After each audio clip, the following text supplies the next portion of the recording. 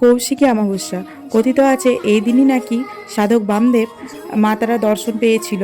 সেটা হচ্ছে শ্বেত শিমুল গাছের তলায়, যেটা হচ্ছে আমাদের শ্মশানে আছে। তো সেই কৌশিকী অমাবস্যাতে আমি চলে গেছিলাম হচ্ছে আমাদের তারাপীঠ, মানে আমার বাবার বাড়ি। তোমাদের সঙ্গে শেয়ার করা হয়নি। আর সেই কৌশিকী অমাবস্যা নিয়ে কিন্তু ছোটো থেকে কিন্তু প্রচুর একটা রমরমা একটা বাজার হয়ে আসছে, ছোটো থেকে সেটা দেখে আসছি। কিন্তু এবছর সে রমরমাটা একটু কম। জানি না কেন, রাস্তাঘাটও সেরকমভাবে খুব একটা সাজায়নি, বা মন্দির চত্বরও খুব একটা সাজায়নি। হয়তো এমনও হতে পারে, আমি তো যেদিনকে অমাবস্যা তার আগের দিন গেছিলাম, হয়তো সাজিয়েছে, হয়তো সেদিনকে হয়তো লাইটটা হয়তো জ্বালায়নি, এমনও হতে পারে। আমি ভুলও হতে পারি, কিন্তু আমি সেদিনকে যতটা দেখেছি সেটাই তোমাদের সঙ্গে শেয়ার করছি। 2 বছর আগে পর্যন্ত যে কৌশিকী অমাবস্যা নিয়ে খুবই মাতামাতি ছিল, সেটা গত বছর থেকে একটু কম। এবছর তো একদমই মনেই হয় না যে কৌশিকী অমাবস্যা হচ্ছে।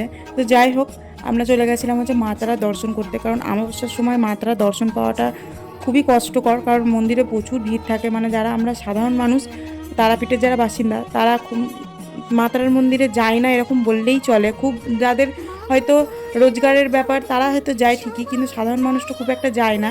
কিন্তু যাওয়ার চেষ্টা সবারই থাকে যে মায়ের দর্শন পাবো ওই দিনকে, কারণ ওই দিনটা একটা বিশেষ দিন।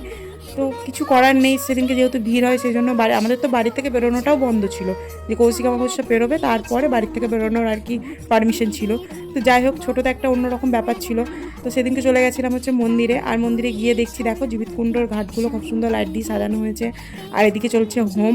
আর লোকজনও ছিল বেশ, ওই জন্য মাতারা দর্শনটা পাইনি। ইচ্ছা আছে কৌশিকী অমাবস্যাটা চলে যাওয়ার পর মাতারার একবার পুজো দেবো। আর এটা হচ্ছে ব্রিজের মোড়েও দেখলাম খুব একটা ভিড় নেই, খুব একটা সাজানো নেই। তো চলো আজকের এই ব্লগটা এখানেই শেষ করছি। দেখা হচ্ছে নেক্সট ব্লগে। ভালো থেকো, সুস্থ থেকো।